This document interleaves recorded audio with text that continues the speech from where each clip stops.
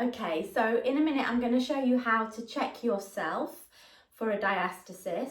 So remember, a diastasis is when the rectus abdominal muscles that come down in two strips, when they get separated, when they get pushed apart, they don't tear, the fascia between them just gets stretched. So the abdominals end up further apart.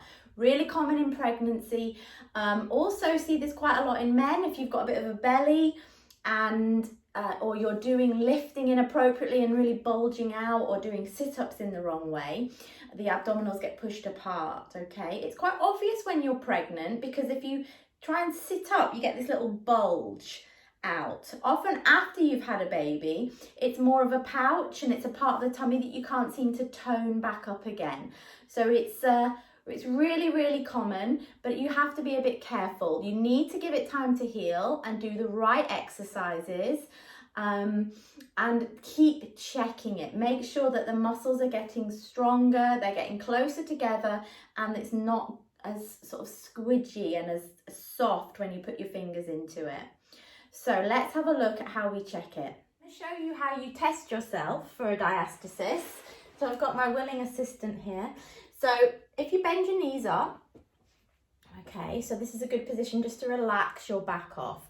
Now what I want you to do is you find your belly button, okay, and you'll gently press your fingers just into the belly. Now don't go too hard, just have a feel around. And then you're going to lift your head off and maybe a bit of your shoulders, but try not to tense your abdominals too much as you do this. And what you'll do is you'll feel the edges of your rectus. So I can just feel there's about 1 finger gap here. So her abdominal gap is absolutely fine and it's nice and strong. And then just relax.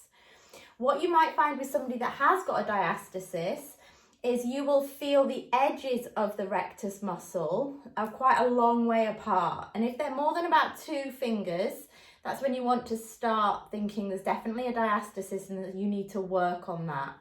The other thing to check for is how deep you go with your fingers. So if that fascia underneath isn't strong, then you'll sink really deep and you really need to work on your core connection if that's the case. So I'll post some exercises that are great for after diastasis, and then you can have a look at those after this.